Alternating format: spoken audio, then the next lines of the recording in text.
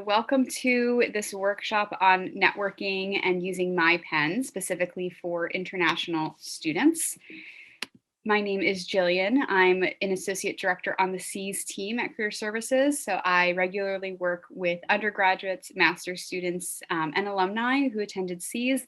But the information that I'll be talking about is relevant to students from all schools, and hope that anyone who is watching this is able to get some good information out of it. So here's what we will cover today. We're going to talk about a lot of things. So, of course, we want to talk about networking. And in order to do that, we have to figure out what is networking. Networking can mean a lot of things. So, we're going to talk about what that looks like. Once we have a solid idea of what networking is, we will develop our networking plan. So, how to move forward now that we have an objective. Of course, networking requires that we find people to network with. So I will give some tips and tools for finding other people to network with. And I'll talk about what you can do before, during, and after you network with someone. So, what is networking? You can put some ideas in the chat. You can think to yourself, what is networking? This is a kind of a big umbrella term that we hear a lot of people use, and it's not always quite clear what is and isn't considered networking. Well, networking is a lot of things. So, networking is just talking with a clear goal in mind. It's building relationships, it's researching information about a company or a job or a career path. It's a way to set yourself apart when you eventually apply for an internship or a job. It is partially this information gathering and research kind of process, but it's also information sharing, right? That's why you network with someone else so that you can both exchange information. Networking is something that takes time. It's never finished. You'll be networking your entire life, and that is a good thing. It's something that you can always, gain from, always learn something new from. So it's not just kind of a once and done situation.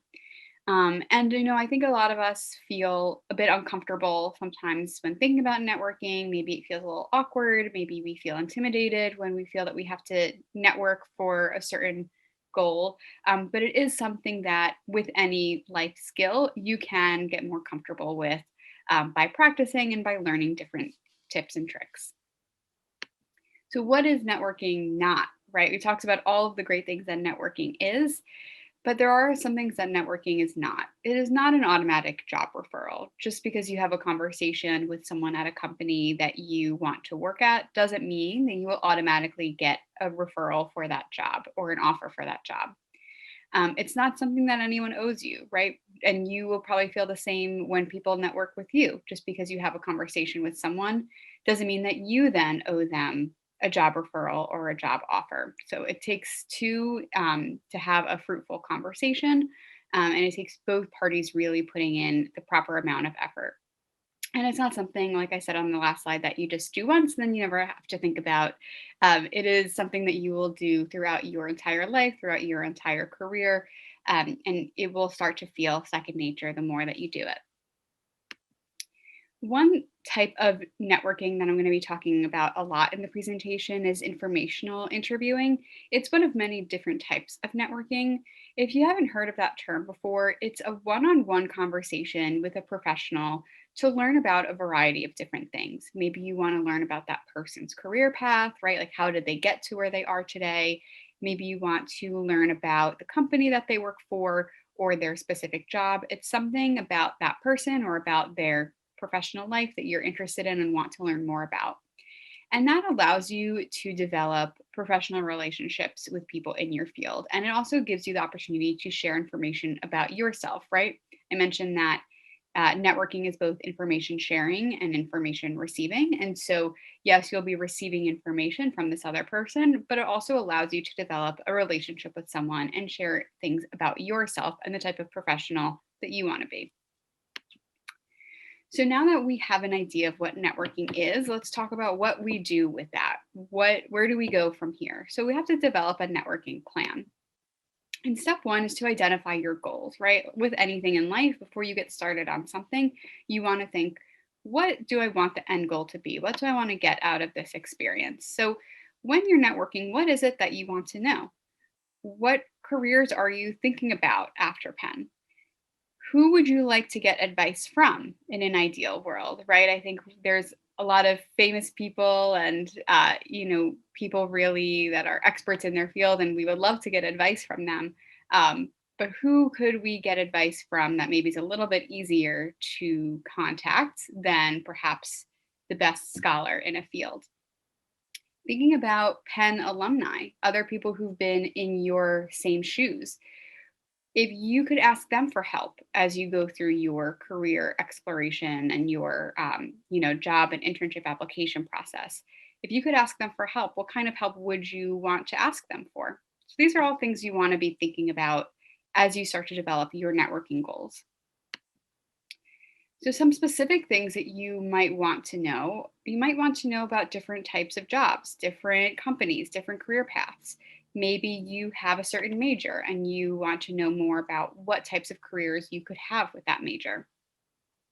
Maybe you know that you want to have a specific job, but you want to know more about what skills would I need to be successful in that job. Maybe you want to know about different companies. Maybe there's a company that you really love to work for, but you want to know a bit more about what it's like once you're actually there, and you want to hear that from someone who currently works there.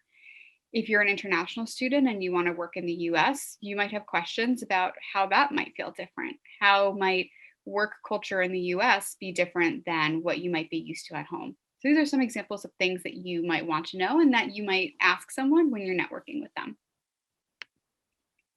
So the next step is, we've already established what it is that we want to know. Now let's think about things that we do already know. So think about what you've heard about different careers, maybe from your professors, from your friends, from current coworkers. What have you heard from them? And what research have you done online to support your questions, right? There's so much information out there.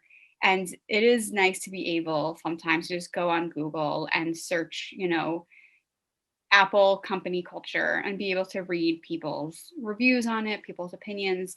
That is also really helpful. So, what research have you done to start to answer some of the questions that you have?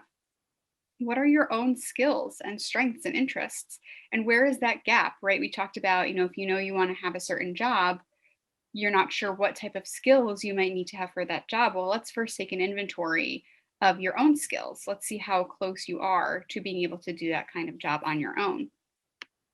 And so now what we have is what's left, right? We have a whole list of things that we want to know, and we have a list of things that we already know. And so, of course, there's going to be some things in the middle, right? Some things that we don't know yet still. And this is where networking can be so helpful because you'll be able to learn a lot of these things by networking and by talking to people who are currently in the field that you are interested in. So we know now that we want to network, we have our goals in mind, we have questions that we're interested in asking. So, how do we find people to network with? There's lots of different ways. And you already have a big community. It might not be so obvious, but you do already have a community of people that you can network with. That could be friends and family, professors and TAs, other people in your classes, other people that you work with. If you're in student clubs or volunteer organizations, mentors, these are all people that are in your network. And what's great is that those people also have their networks, right? So if you have a classmate, that classmate also has a network of people, just like you have your own network of people. And so this is one of the ways where you can start to build your network kind of organically is by thinking about your connections that you already have and your connections you might have something in common with you. But maybe you want to expand your community even further. And so, one of the great things about being a Penn student is that you have access to so many Penn alumni across the world. There are currently 290,000 Penn alumni all over the world. And, Penn students and Penn alumni tend to have a really great connection back to the university. And so I find that a lot of students really enjoy talking to alumni, and alumni love to be able to help out current students or even other alumni and talk about things that have to do with their job or their professional lives. So let's talk about how you might be able to find some Penn alumni. The first way that I want to go through is called MyPenn. So MyPenn is relatively new. It just came out a few months ago and it replaced QuakerNet. So QuakerNet used to be the old database for alumni, and now it's called MyPenn. And they brand itself as an online community for all University of Pennsylvania alumni. And there's so many different search capabilities on MyPenn. I'll take you through a few of them. But some of the ways that you could search for alumni are by location, what they majored in, what industry they're in. There's tons of different filtering options. And another one is to filter by the available for mentorship tag. I'll show you what that looks like in just a few slides. So when you're on MyPenn and you log in with your Penn key and password, you will want to click on Directory in the top left, and then you'll see that there are hundreds of thousands of alumni listed in MyPenn. Of course, some of them are going to be more active than others, but you have plenty to go through and to choose from, and you'll start to see on the left-hand side all the different ways that you can start to filter by alumni, depending on who it is that you want to try to network with. I had mentioned on a few slides ago this available for mentorship tag. So anyone on MyPenn will have an email address associated with them, and you are, of course, free to reach out to any alumni that you want through their email address. I really recommend you start by looking for alumni that have this available for mentorship tag. It's something that the alumni or the alumnus has to put on themselves, right? They have to opt in to this label. And what that means is that they're saying, yes, like, please reach out to me. I would love to help you. I would love to talk to you. I'd love to meet you. And so, sometimes it can feel intimidating to reach out to people that we don't know. But if you want to start by reaching out to people who have this available for mentorship tag, you might feel a little bit better knowing that they are hoping that current students or other alumni will reach out to them. Especially for international students, the location filters might be helpful for you if you know that you want to, work in your home country after graduation, or if you want to go to another country and try another location after you finish your time here at Penn. You can also search by country, state, city, and so you're able to find alumni in that way. So here's just an example of a search that I did. So I looked for alumni on MyPenn who completed their undergraduate education at Wharton, that had selected available for mentorship as that label, and that are currently in Hong Kong. And so now I have 34 people that I could reach out to, all of whom stated that they are available and interested in being mentors. And so if I'm a current Wharton student and I know that I want to work in Hong Kong after graduation, I might reach out to any of these people because they had a very similar path as I did when I was at Penn. And so here's just an example of someone. If I wanted to connect with Kenneth, he is the CEO and founder of a company. And maybe I want to do that too. And so I would love to chat with Kenneth and get to know a bit more about his career trajectory.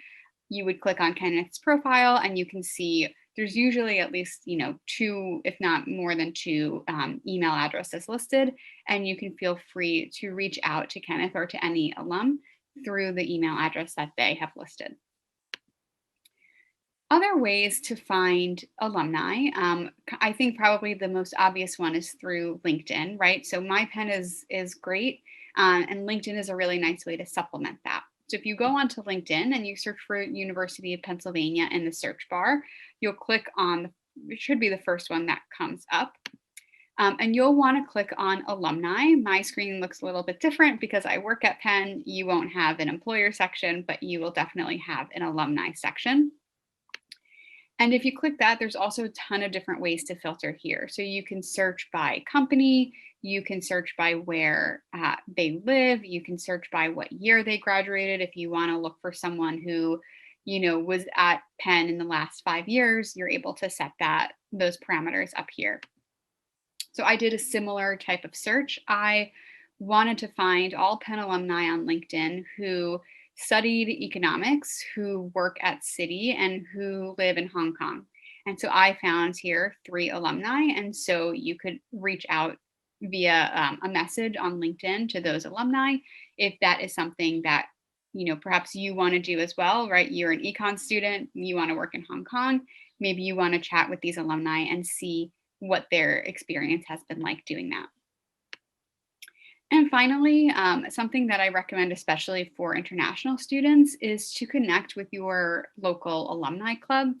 So, Penn alumni have clubs all over the world, not in every single city in every single country, but there is a pretty robust list of both domestic and international alumni clubs.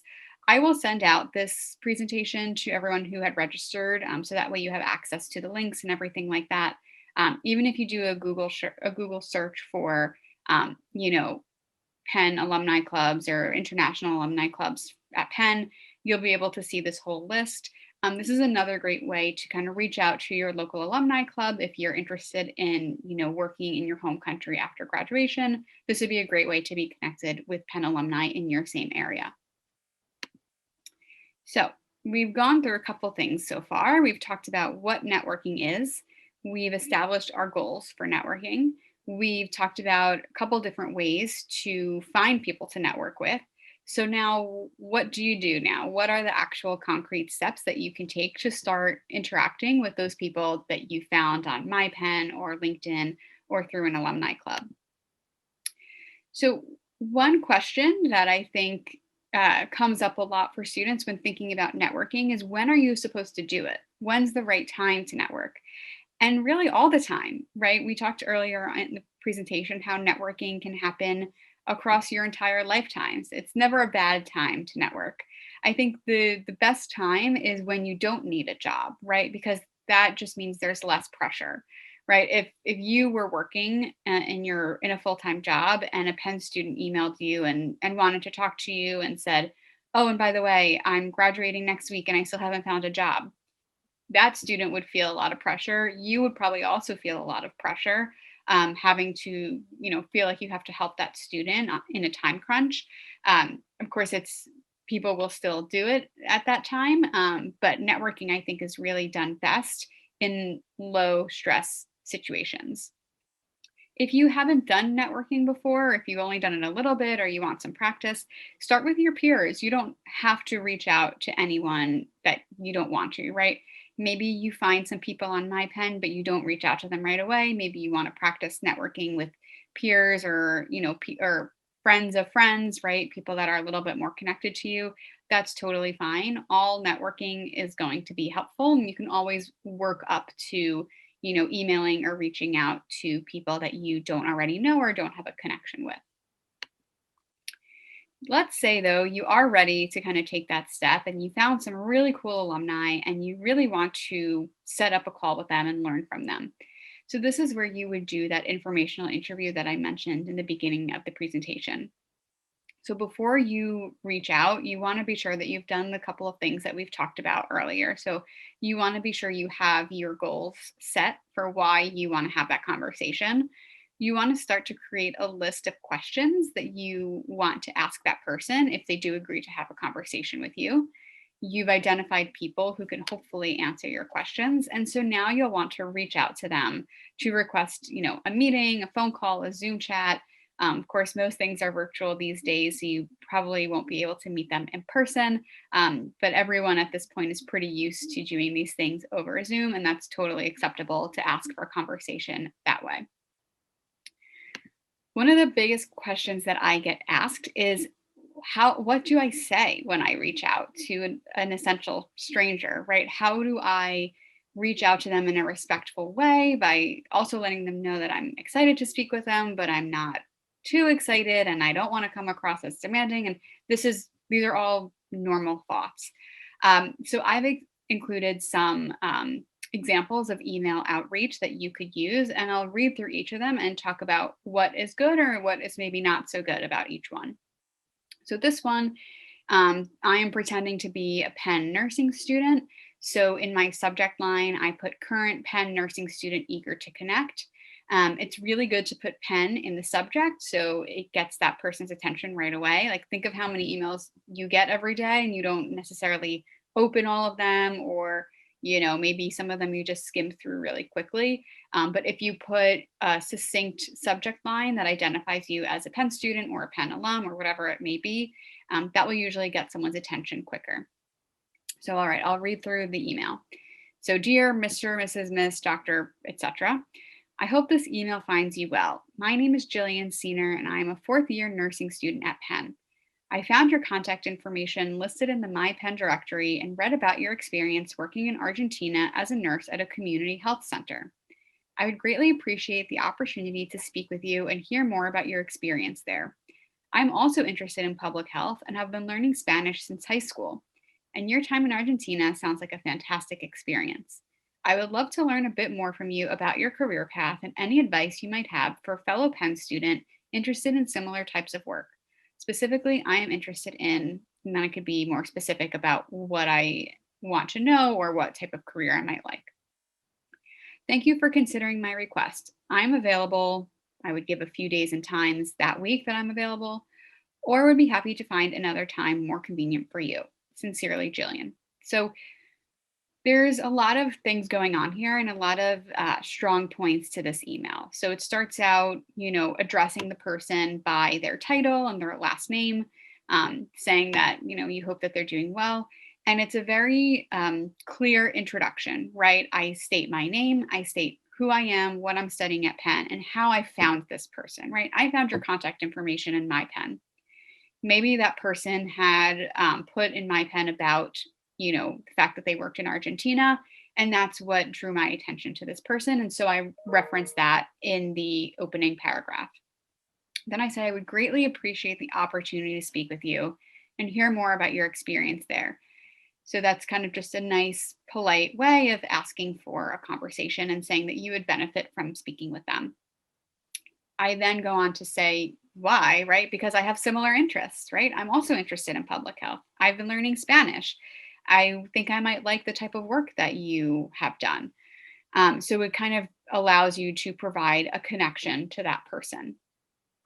And then again, I would love to learn a bit more from you and any advice that you might have. Note, I'm not asking for a job. I'm not asking for a referral. I'm not asking for a favor. I'm just asking to learn more about that person's experience. And then at the end, of course, you want to thank them for considering your request. You want to give them a couple of options for days and times that same week that you're available, but be flexible. They might be in a different time zone from you. They might have a busy week at work that week. So be flexible about when you're able to speak with them. So let's look at a not so good email. So still have the same subject line. So it starts pretty solidly. But then the email reads, Dear first name, my name is Jillian Cener and I'm a fourth year nursing student at Penn. I'm currently looking for jobs and saw your name listed in the MyPenn directory. I saw that you once worked at a community health center in Argentina. I'm also interested in doing something like that. Could you help me out? I would appreciate it if you looked at my resume and could pass it along to your networks. Thank you for considering my request. My resume is attached and I'm free for a phone call tomorrow at 10 a.m. Sincerely, Jillian. So hopefully it's obvious that this one isn't as good, but let's talk specifically about why. So I started by addressing that person by their first name. And when you first reach out to someone, it is nice and more polite and more professional to use their last name when speaking with them. They might at some point tell you, please, like, call me by my first name, and that's totally fine. But I think you should start out by using their last name.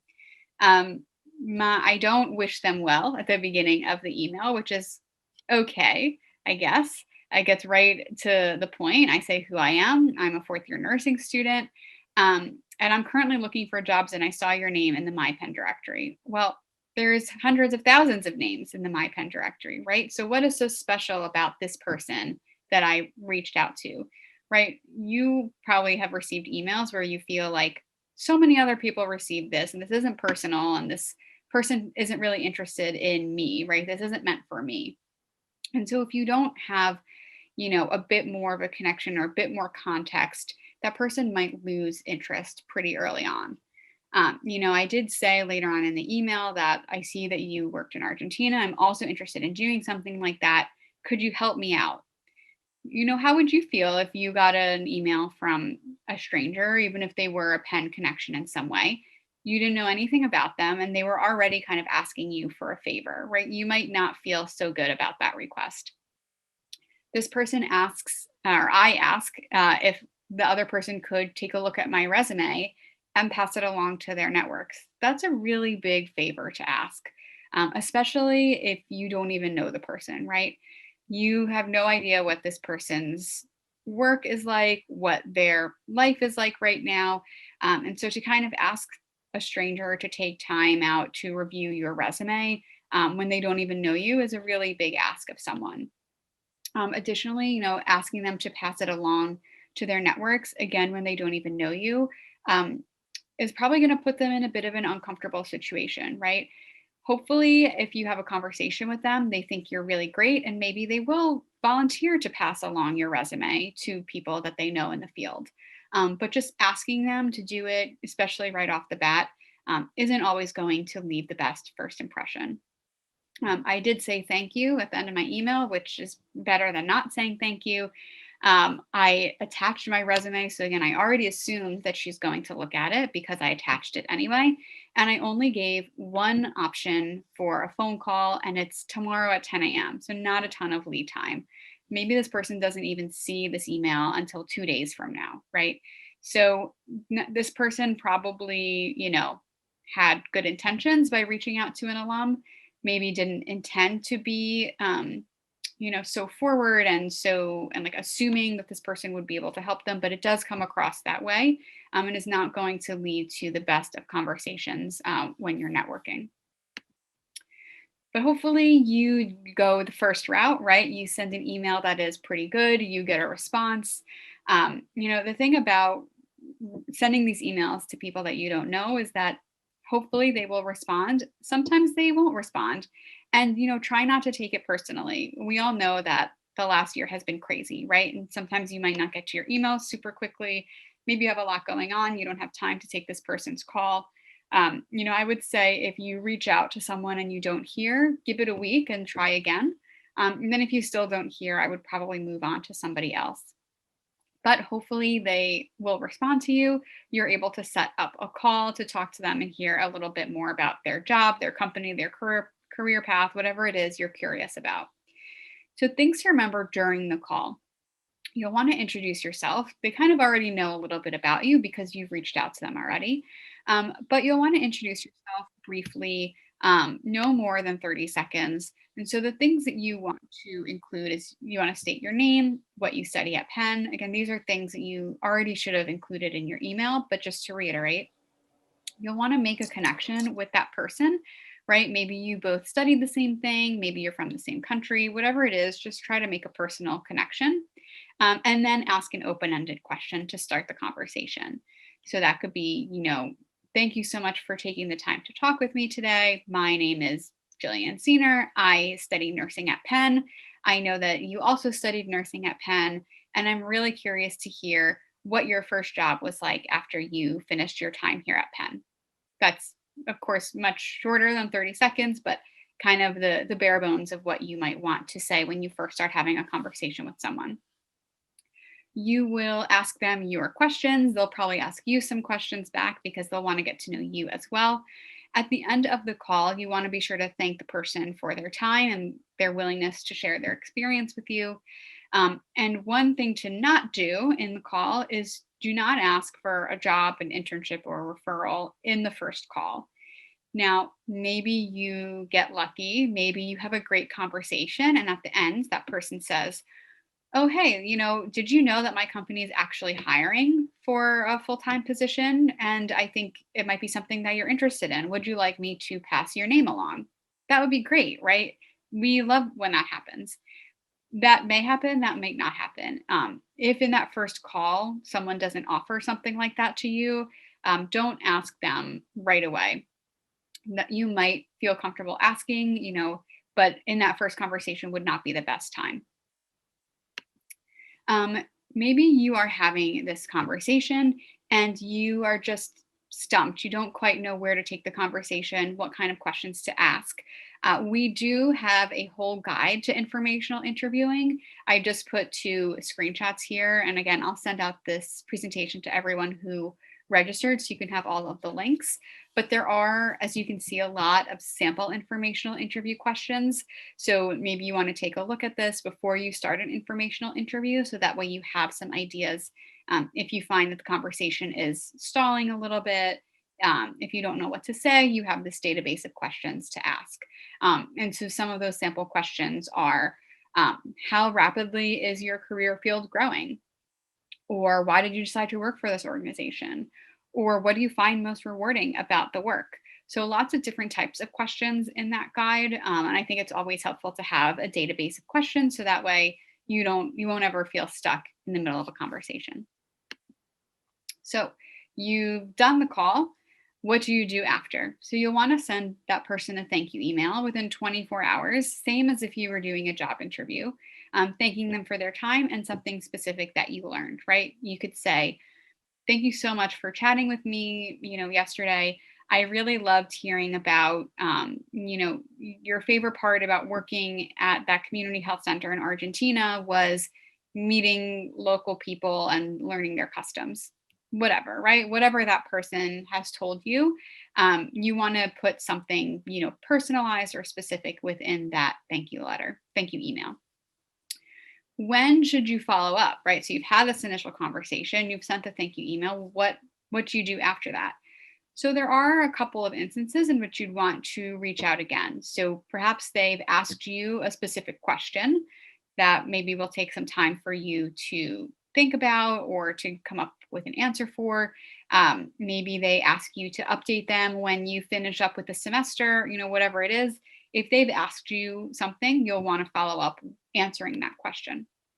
If you have new questions or a specific question, you can feel free to follow up with them again and ask them either over email or ask for another conversation. If a job or an internship gets posted at that company and you're interested in applying, it would be another great time to reach out to them.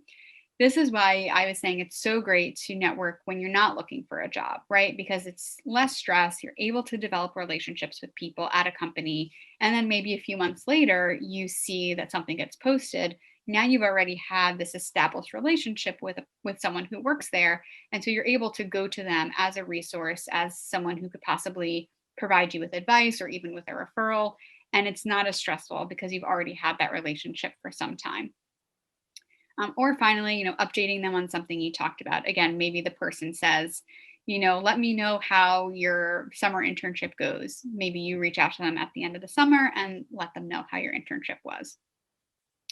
I would recommend not to follow up to ask if they have any jobs for you. Usually, if there is a job available and they would want you to apply, they will tell you.